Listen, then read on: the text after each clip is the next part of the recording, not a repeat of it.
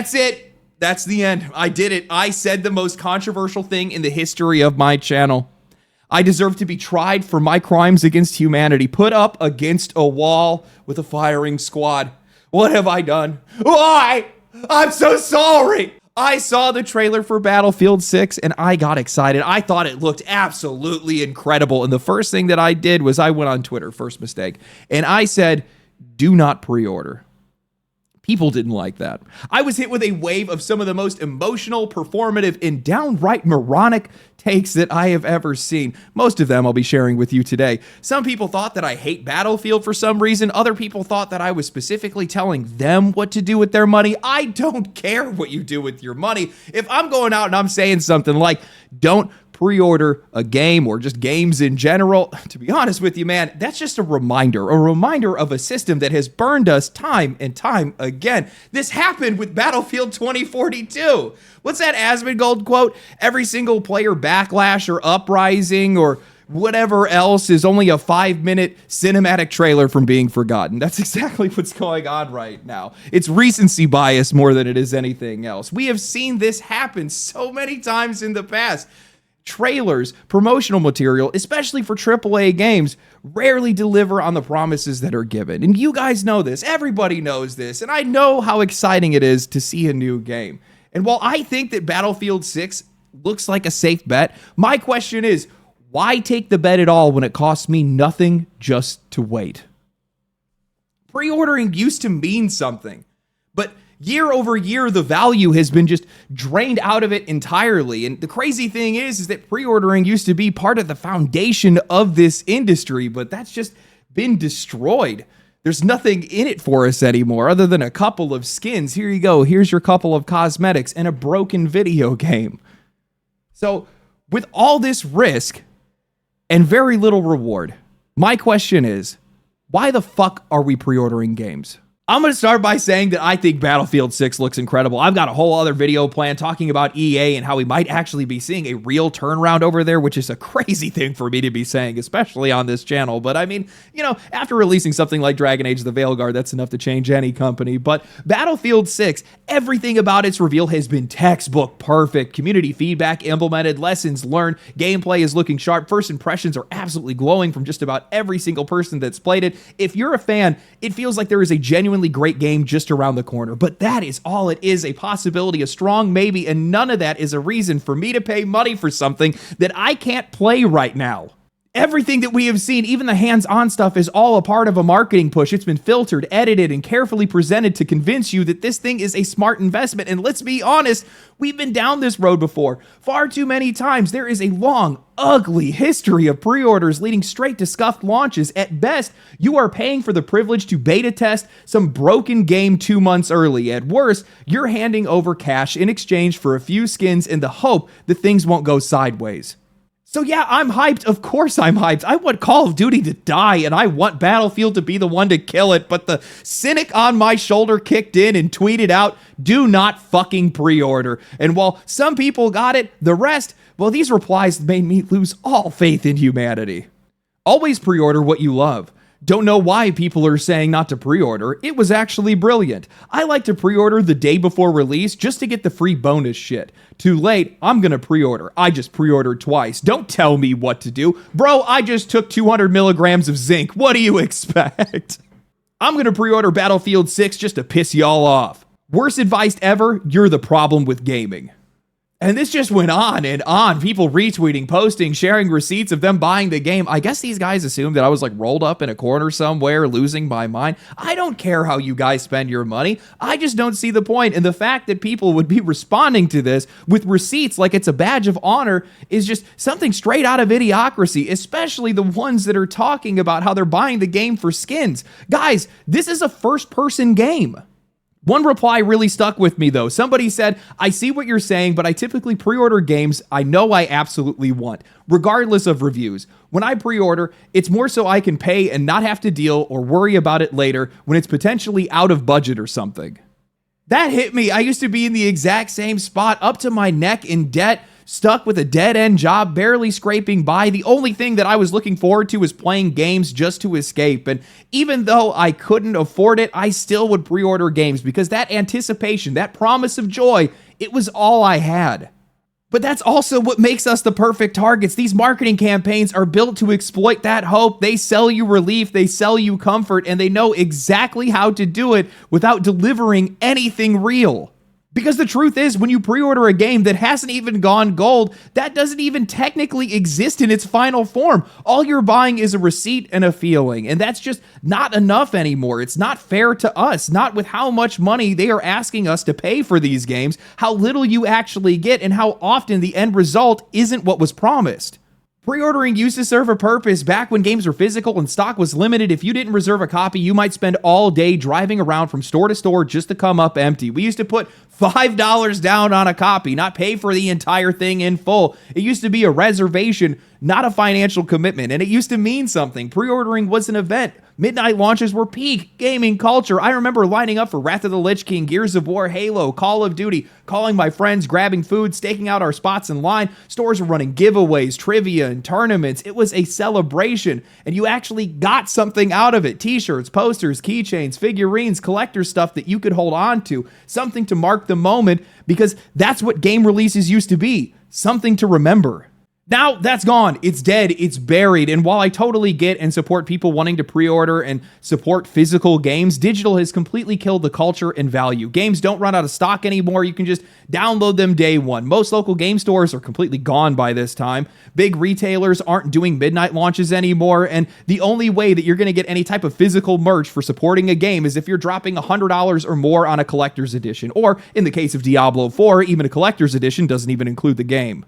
And most pre-order bonuses now are just cosmetic or content that's been cut from the main game and sold separately, or content that was specifically made to push pre-orders and upgrades. Beyond that, the entire intent of pre-ordering has changed. It used to be a simple convenience for us and a thank you from the devs to the player. But now it's a one-sided deal. It's a publisher benefiting transaction. Pre-orders are just a cash flow tool, a sales forecast, a development milestone. Most of the time, we are buying something that isn't even finished. It's just late-stage crowdfunding without any of the transparency.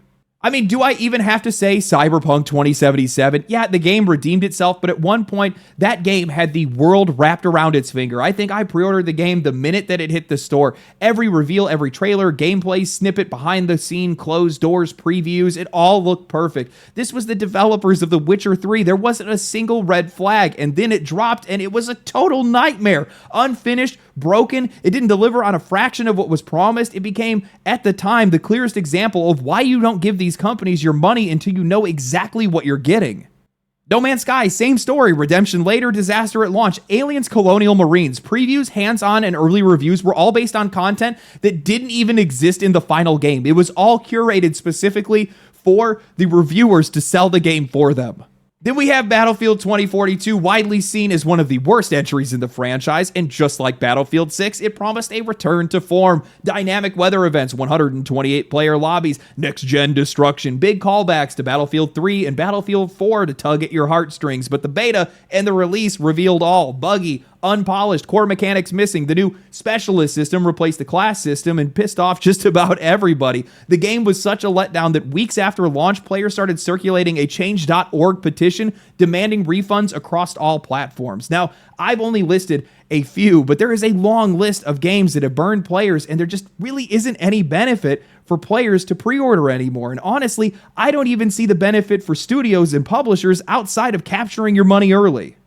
Because some people were asking for more context, I posted again saying, for those with brain slugs, we used to pre-order to reserve a copy day one, participate in a midnight launch, and get collector's merch. Now, you just give money to a company for no reason and get skins you will replace the second that your impulsive ass gets into the cosmetic shop. This drew the attention of Larian Studios' head of publishing, who had said, it actually helps an incredible amount because console first parties attribute success and support to pre-order numbers. Months before launch, it's the only measurable stat that can make a difference. Not saying you should, but it's not true that it's for no reason. If you want to support a game, this is genuinely the best, most effective way. I responded, I understand where you're coming from, and that's why I support early access but not pre-orders. One is active, the other is passive. I want to actually give my support through feedback, critique, and data, rather than just giving a company money simply to prove interest. To which he replied, "That's a big brain POV. I respect it." Now, while I didn't say this in the post, I totally understand that there is valuable information that developers can get from being able to see how many people may or already have committed money to a game. That's very valuable for these guys. But I completely disagree with it being the only valuable metric or the only measurement to be able to use to be able to make a difference before a game releases. That doesn't even make any sense to me. These companies have so many tools at their disposal. They have all these different social media metrics and things like that to be able to look at, to see exactly what people are saying and thinking about their game, how many people are positive and negative, and what are you doing? Plus, on top of that, he's alluding to something that is incredibly dangerous, and that's the idea that with these first-party titles on consoles more than anything else, likely is what he's talking about, that whether or not the game gets finished or whether or not they put more into marketing is dictated on how many pre-orders a game has. That's terrible.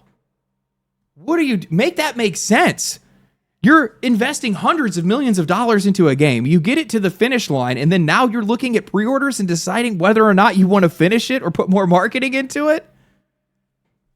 Something that is dictated on player spending habits, world economic conditions that can shift at any given moment, whether or not another developer burned a bunch of players on pre-orders before your game comes out and makes them skittish and not want to actually pre-order a game. The only way this makes any sense to me is if these guys are just completely ignoring social media metrics altogether and are ignoring player feedback on social media. Never mind, actually, it makes perfect sense to me now that I say that.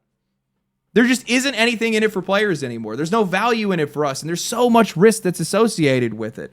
And these games are so expensive, and they're getting even more expensive. They want to be even more expensive. And we just don't see a lot of AAA games that are actual of good quality, right? I mean, I don't, to be honest with you. I mean, my other people might actually have a different eye than I do when it comes to this stuff, but I think Battlefield 6 likely is going to be an exception to the rule. I think that the game is genuinely going to be good, at least from what I've seen of it so far. But that is something of an anomaly today. And personally, I just don't like betting on anomalies. I would much rather wait to see what that game looks like when that game comes out. It costs me absolutely nothing just to wait. And that's exactly what I'm going to do. But that's the thing. This system isn't built to benefit us anymore. Instead, it's built to support the bloated budgets and headcounts of these companies. I mean, keep in mind, Battlefield, EA had said, they came out and said, we want 100 million players for Battlefield. They are likely budgeting this game based on that projection. That is a very dangerous thing to do. And that's exactly why these companies want your money, because it shows to their shareholders that they're pulling something in, and it's essentially trying to pretend like the entire system isn't on fire. But what I don't think that these guys understand or have come to realize is that their cost cutting and their removal of value from pre-ordering and the culture itself has completely removed the safety net out from underneath them.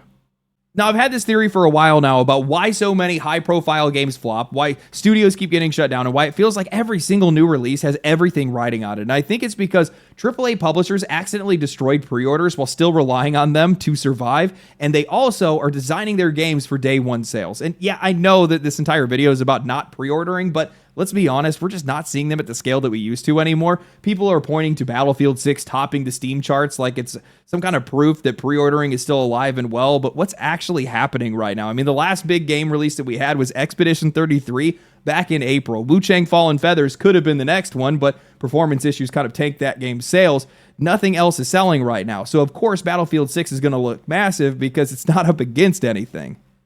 Over the years, publishers stripped out everything that made pre-ordering feel worthwhile. No merch, no collectibles, no culture. They moved to digital to save on retail partnerships, manufacturing, and shipping. Fine, sure, but in doing that, they erased the entire reason why people pre-order. There's nothing to hold. There's nothing to look forward to. No benefit, just early payment for a product that you don't own yet. And while they were cutting those corners, they were scaling up everywhere else. Games got bigger, studios ballooned in size, budget skyrocketed. We're talking about games that are $300 to $400 million projects now, and somehow, despite offering less, they became more dependent than ever on pre-orders, not to reward you, not to create hype, just to calm down their investors to convince themselves that they weren't about to tank another release. But I also think that people used to pre-order because they wanted to, because there was something they used to get. I used to do it all the time, not because I thought the game was going to be amazing, but because I thought they were relatively inexpensive and it came with a shirt or a hat or a statue or a launch event or just something to feel like I was being a part of something, because that used to be enough. And back then, that was a cushion. That used to be a safety net for these guys. Even if the game turned out mediocre or broken, the pre-orders were already locked in. Day one sales could carry the launch and publishers could just fill in the cracks later. But now that doesn't work. So now, with all the benefits stripped away, costs skyrocketing, and every single release feeling like a game of Russian roulette, where it might launch with performance issues, missing content, weird messaging, or in some cases just be a straight-up scam, I would like to believe, maybe not most, but a lot of players have finally wisened up. They wait, they hold out, and they just don't get excited until a game is actually out. And again, this is entirely the publisher's fault, not for just mismanaging their budgets or failing to give players a reason to pre-order, but for releasing unfinished, mediocre, and broken games and expecting us to show up for it anyway. I think one of the reasons why so many of these companies are struggling right now is because they got so used to us committing early. That trust gave them the permission to be able to cut corners in the final stretch, knowing that they already had our money and could just fix it later. And if you want proof of that system being broken, all we got to do is look back at Baldur's Gate 3. That game caused a full-on panic across the industry, not because it was a surprise hit, but because it exposed just how far the bar had been lowered. When players started calling it the new gold standard, you had studios and publishers that were jumping in to say, this isn't realistic, you can't expect this from everyone. And the fact that they were saying that out loud, that they were openly afraid of a well-made, competent game, should tell you everything. But an article from GameDeveloper.com, well, they were the ones that actually confirmed what all of us had already expected. They were trying to explain away and talk about how these studios can't do what Larian is actually doing and trying to defend the system, but they accidentally exposed just how dysfunctional it really is. In an article titled "Yelling is Not Journalism," written in response to the player outrage, they had wrote, in abstract, here's the big part of it. Games release in imperfect states because developers either run out of money or shareholders of the parent company mandate that a game must come out in a certain window, which developers have no control over. They run out of money trying to make the best game possible with the least amount of time. Devs rarely control their own budget, and they're trying to make as much cool stuff as they can with the time that they're allotted. In short, for one reason or another, they're often forced to start selling a game in order to pay for its completion. This has been done through DLC, patches, early access, and yes, even microtransactions for ages because of the rising expectations of AAA and because big studios are beholden to financial year results and reporting to their investors. Devs burn through their life force trying to make this happen, and it's upsetting to see this brought up with absolute incuriosity. And that's it. That's the entire problem. They have front-loaded the entire operation, so now it is aimed at the hype leading up to release and the day one result. And they will just figure out what happens next after the game releases. That is effectively what pre-ordering is today, and that's the reason why nobody wants to do it anymore. They are not launching finished products. They are launching funding campaigns. I don't know about you guys, but I'm here to buy a video game, not somebody else's problems, not pay for the fact that developers have no control over their own workplace or donate to a Kickstarter that's being sold as a finished product. That is not our fucking responsibility. But what I don't think these companies understand is that era is over. We live in a reality now where audience sentiment can kill a game well before it even launches. If players sense bloat, greed, or even a hint of personal politics, it's going to spread instantly. Publishers built an economy powered by hype, but now that economy is controlled by an audience that doesn't trust them anymore, an audience that they created. And as we've seen, that shift has not gone well for them. Sure, there are definitely some outlier games like Call of Duty or Monster Hunter Wilds where the brand is bulletproof or the competition is non-existent, but those are rare. Everyone else, you can see just how fragile they are right now. Look at Dragon Age: The Veilguard. That reveal trailer sparked cautious excitement, then the official trailer dropped and that momentum collapsed overnight. First impressions fell flat, the game got discounted within a month and then dumped into a subscription service, and then after that it just kind of vanished from conversation. Same story with Assassin's Creed, same with Avowed, same with the whole stack of games that we've seen over the past couple of years. These projects live and die by early momentum, and they're operating in a world where that momentum can disappear with a single bad trailer. And honestly, I don't think any of this changes, not unless there's a massive return to physical gaming, but let's be real, with the rise of PC and most players preferring the convenience of being able to download a game digitally, that ship has sailed. It was a lightning in a bottle moment where pre-orders actually meant something, where we could trust the industry, where launch events were culture. It's gone and it's not coming back, but that's fine. If the old system is dead, then it's time to build something better, something that puts the players first. We all know development is expensive and we all know it's a gamble, and you can have the right idea, but at the wrong time. You can build something beautiful but still miss the mark. Players understand that, but that doesn't mean that we should be the ones that are absorbing the risk for it, because that's not our job to fund that.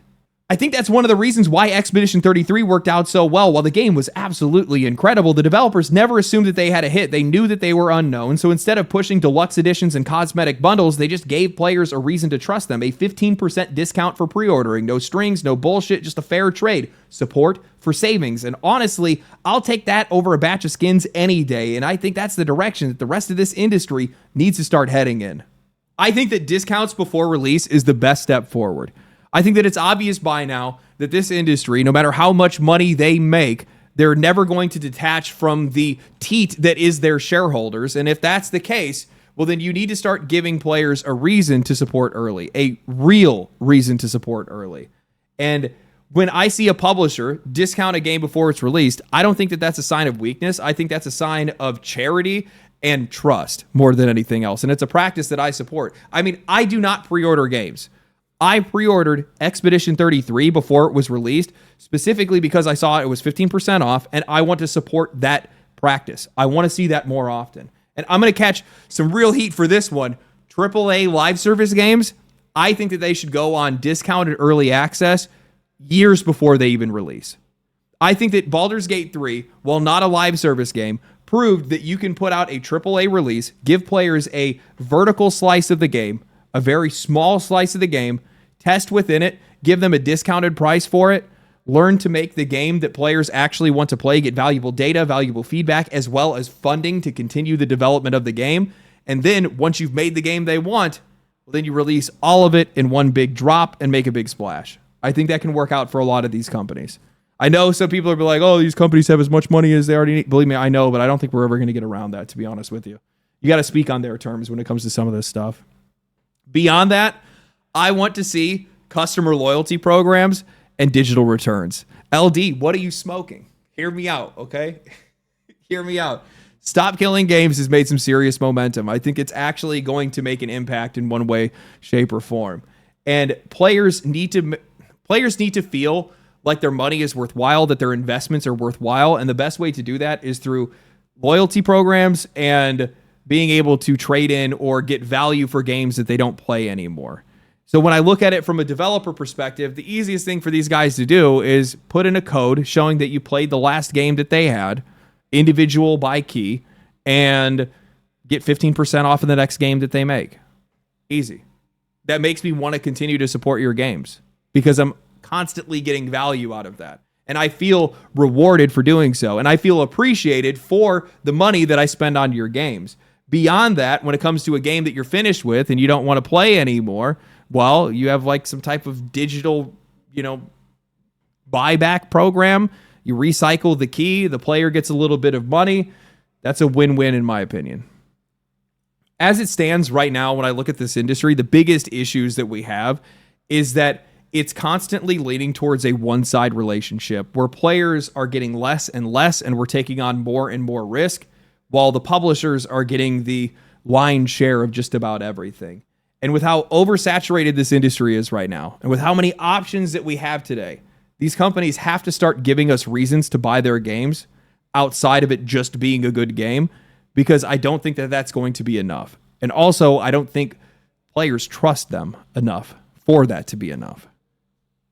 Anyway, let me know what you guys think. Are you guys still pre-ordering games? How do you guys feel about it? You guys think I'm crazy for saying all of this? I don't think so. At least I hope not. Oh, God, I hope not. Anyway, are you guys excited for Battlefield 6? I am, but I'll wait for the game to come out.